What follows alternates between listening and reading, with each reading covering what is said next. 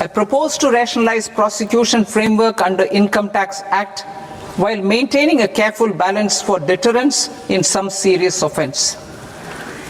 Non-production of books of account and documents and requirement of TDS payment where payment is made in kind are being decriminalized. Further, minor offences will attract fine only. The remaining prosecutions will be graded commensurate with the quantum of offence.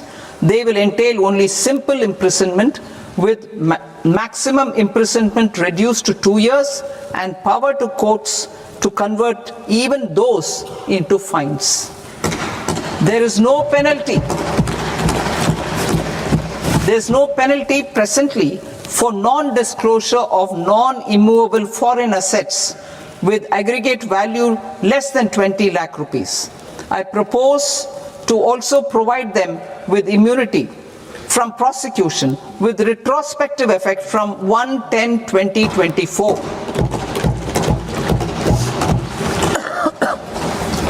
Cooperatives. Deduction is already allowed to a primary cooperative society engaged in supplying milk, oilseeds, fruits or vegetables raised or grown by its members.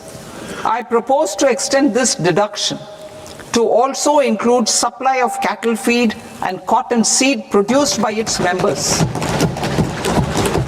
I propose to allow inter-cooperative society dividend income as deduction under the new tax regime to the extent it is further distributed to its members. I further propose to allow exemption for a period of 3 years to dividend income received by a notified national cooperative federation on their investments made in companies up to 31/1/2026. This exemption would be allowed only for dividends further distributed to its member cooperatives. Supporting IT sector as India's growth engine. India is a global leader in software development services, IT-enabled services, knowledge process outsourcing services, and contract R&D services relating to software development. These businesses and their segments are quite interconnected with each other. All these services are proposed to be clubbed under a single category of information technology services with a common safe harbor margin of 15.5% applicable to all. The threshold for availing safe harbor for IT services is being enhanced substantially from 300 crore rupees to 2,000 crore rupees. Safe harbor for IT services shall be approved by an automated rule-driven process without any need for tax officer to examine and accept the application. Once applied by an IT services company, the same safe harbor can be continued for a period of 5 years at a stretch at its choice. For IT services companies who want to conclude advanced pricing agreement, APA, I propose to fast-track unilateral APA process for IT services and endeavor to conclude it within a period of 2 years. The period of 2 years can be extended by a further period of 6 months on taxpayers' request.